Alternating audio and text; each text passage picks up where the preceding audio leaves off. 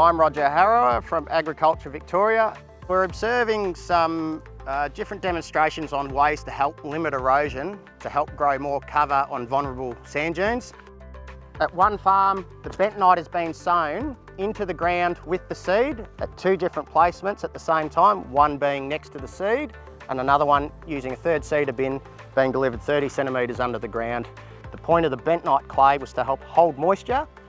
When the moisture is restricted in the soil, it's not there, the bentonite clay can hold onto that for a bit longer and help the plant grow in drier conditions. Therefore, putting more cover over those vulnerable dunes and starting the process of growing more and more, that compounding effect of growing cover on dunes.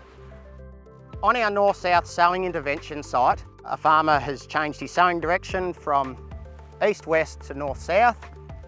A few reasons for doing that. One is, by going north-south, when you're sowing, you're creating a ridge line that is helping act as a barrier against those west and southwesterly winds that we commonly get in the Mallee, to help protect that seed and that soil against those winds at germination when they're very vulnerable after they've been worked.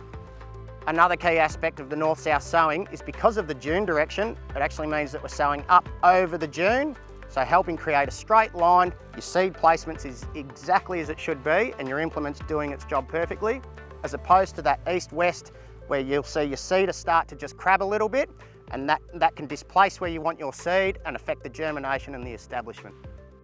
Where we are now is another demonstration site using bentonite clay. The difference here is it was spread prior to sowing, so broadcast over the surface of the ground and then followed by the seeder, sowing a wheat crop into the ground.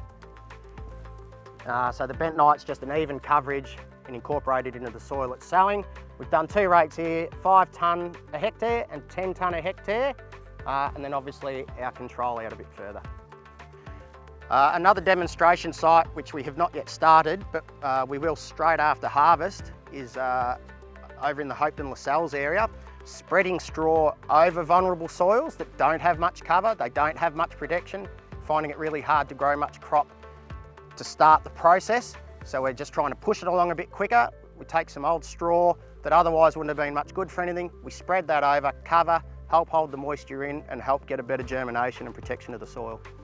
There's our demonstration sites, demonstrating different ways to try and combat wind erosion, and really great to see farmers thinking and trying different ways to do that really effectively.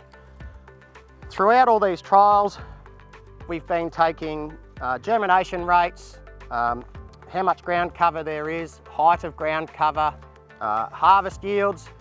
We've been recording the information to try and see how much difference we're making. Obviously, with this being a compounding effect, it's very early in the trials to see what sort of effect we're having.